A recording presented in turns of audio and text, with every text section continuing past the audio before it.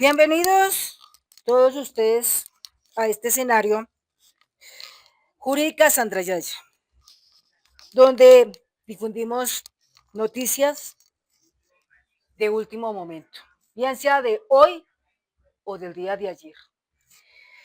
Bueno, hoy estamos a 2 de noviembre del año 2025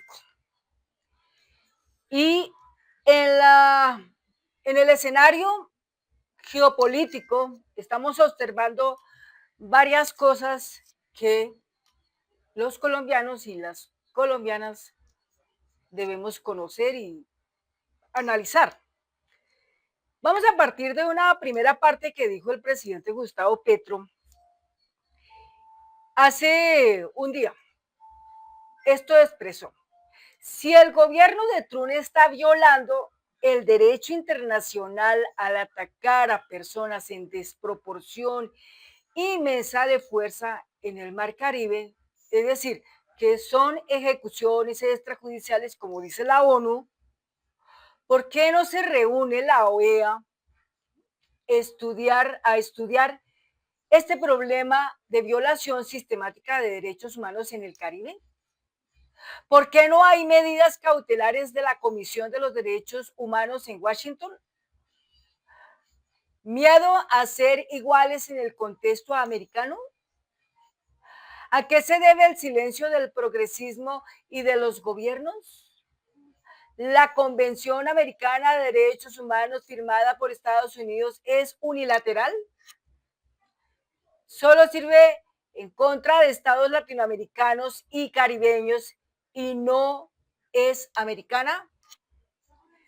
Se está definiendo la legitimidad de la OEA y el Sistema Interamericano de Derechos Humanos creado en los 70.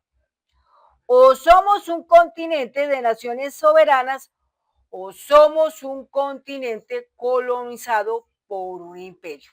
Esas son las frases que pronunció el presidente Gustavo Petro hace un día con respecto a este tema. Pero bien, es muy importante para nosotros tener un tanto del contexto de lo que pasa en este tema que tiene que ver con el derecho internacional y una eventual invasión a Venezuela.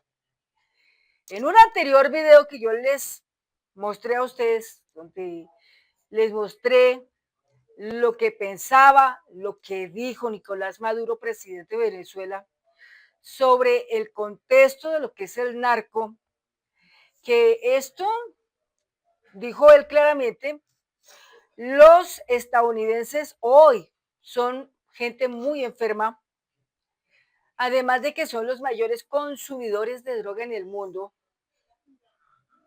es donde más consumen tanto el polvo blanco como el fentanilo. Y aparte de eso, las mafias más tremendas no se encuentran en Colombia. Están muchas de ellas instaladas en Manhattan, y así lo dijo Putin. ¿Por qué no van y buscan internamente en Manhattan? Allá hay gente que está en esa cuestión. Venezuela no produce fentanilo. Nicolás Maduro dijo que aquellos que sean pillados en flagrancia con esas cosas, inmediatamente palo y plomo. No importa quién sea. Así lo expuso él.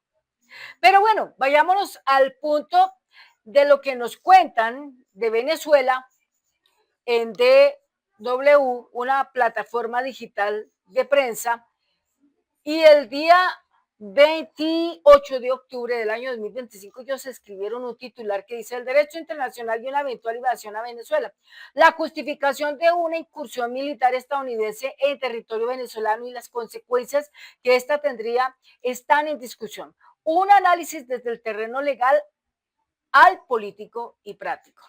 Bueno, entonces en esta noticia dice: las normas del derecho internacional son claras, partiendo por la Carta de las Naciones Unidas, que insta a sus miembros a solucionar sus controversias por medios pacíficos que no pongan en peligro la paz, la seguridad ni la justicia.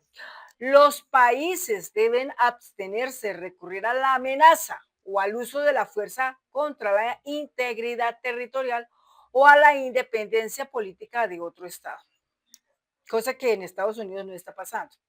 En la misma línea, los juicios de Nuremberg consideran como delito contra la paz el planear, preparar, iniciar o hacer una guerra o agresión que viole garantías internacionales, y es lo que está haciendo Estados Unidos. Asimismo, resoluciones de la Asamblea General de ONU prohíben el uso de la fuerza desproporcionada, agresión, ocupación militar o guerra para resolver diferencias entre países, que lo que están aquí buscando es resolver el problema del petróleo. Y los colombianos y las colombianas nos preguntamos, ¿y por qué tanto persiguen la cuestión del petróleo? Pues porque simplemente ellos, como son los mayores consumidores del polvo blanco, necesitan construir más polvo blanco, y el polvo blanco, para poderse elaborar, necesita de derivados del petróleo, y entre ellos el combustible. El huichachacol, algo así, es un combustible de México. Y allá, por el lado de Texas, una familia multimillonaria se robó como más de 300 millones en productos del petróleo. Ya, obviamente, ellos están neutralizados, han sido capturados, pero eso fue hace rato, eso fue una noticia por allá como de junio, de julio del año 2025. Pero bueno, lo traen todavía a este tiempo para hablar de ese tema. Entonces, la crisis del derecho internacional. El derecho internacional pone reglas a las relaciones entre países y restringe lo que un Estado puede hacer para que no impere el derecho del más fuerte. En los últimos años, en varios contextos, estamos viendo una fuerte crisis del derecho internacional. Dice A.W. Stefan Peters, profesor de Relaciones Internacionales y de Estudios de Paz en la Universidad Justus Liebig de Gießen. En la práctica observamos conflictos armados en diferentes lugares. Hemos visto varias veces en el mundo acciones militares que se hicieron infringiendo el derecho internacional. Conocemos acciones como actualmente la agresión de Rusia contra Ucrania, que claramente van en contra del derecho internacional. Agrega Peters, politólogo y director académico del Instituto Colombo Alemán para la Paz, CAPAZ.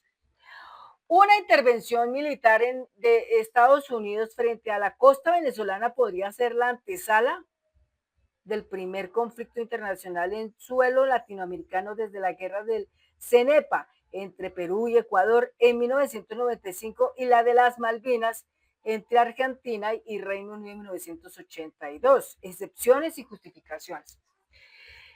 El derecho internacional considera, no obstante, situaciones de excepción, entre comillas. La guerra y las acciones militares están prohibidas con muy pocas excepciones. Si existe un respaldo por parte del Consejo de Seguridad de la ONU o si se trata de una autodefensa con un ataque, probablemente este último es el argumento que se emplearía, pero sería un argumento muy forzado, indica Peters. Entre comillas, el argumento de Trump es que grupos en Venezuela son narcoterroristas y con eso quieren legitimar bajo el derecho sus acciones en el Caribe, o sea, matar. La pregunta para mí es quién sancionaría una acción en caso de ser ilegal.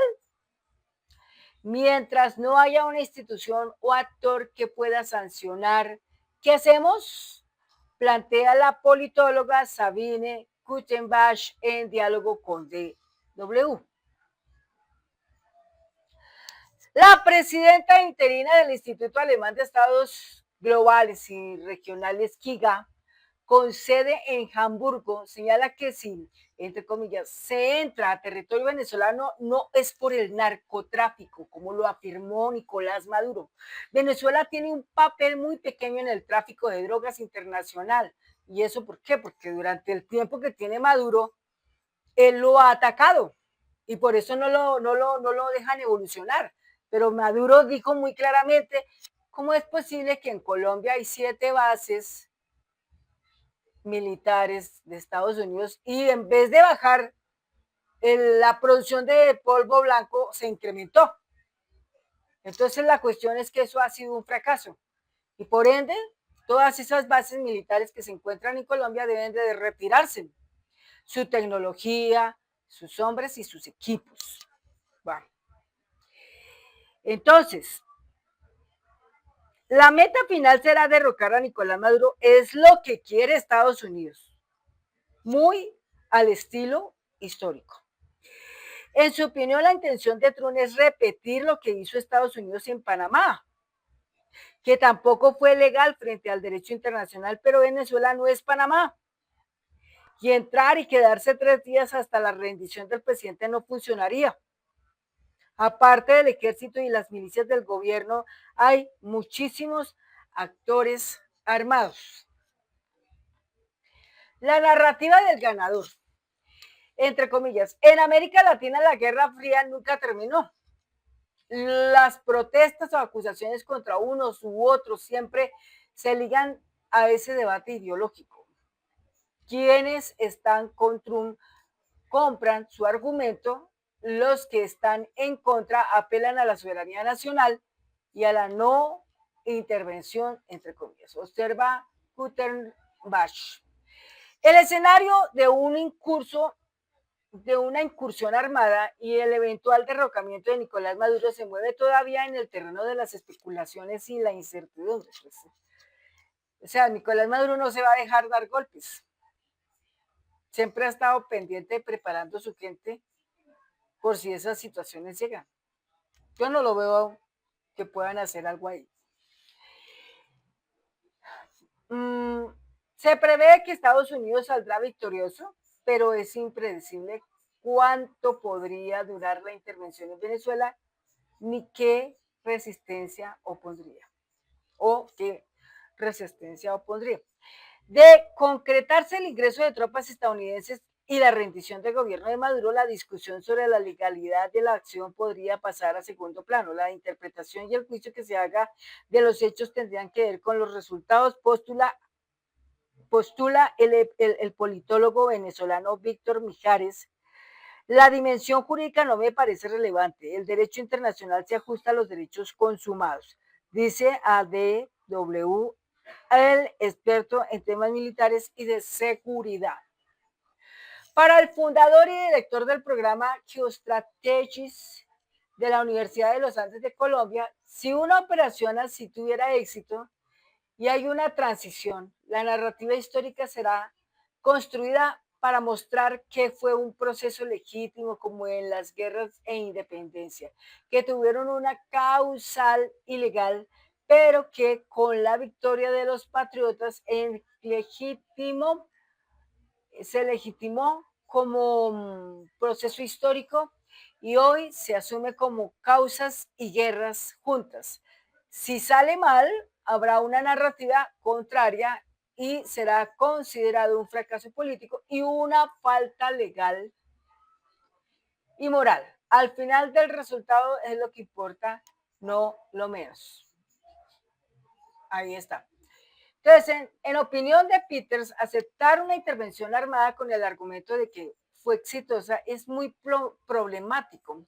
Cuando no se respeta el derecho internacional, pierde legitimidad. Nadie va a pensar que tengan algún valor y eso no va a hacer el mundo más seguro ni más pacífico.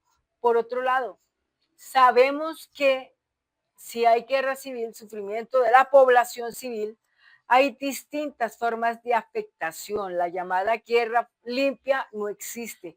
Una intervención también significa jugar con la vida de seres humanos. Y eso es lo que hemos estado repitiendo en muchas ocasiones en diferentes videos.